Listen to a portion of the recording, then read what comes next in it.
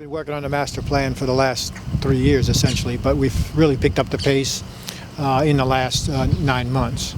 The plan is evaluating over 200 projects that have been submitted for evaluation, structural projects, restoration projects, etc. Well, all I can say is we probably want to accelerate our diversion projects, both mid-Breton and mid-Barataria.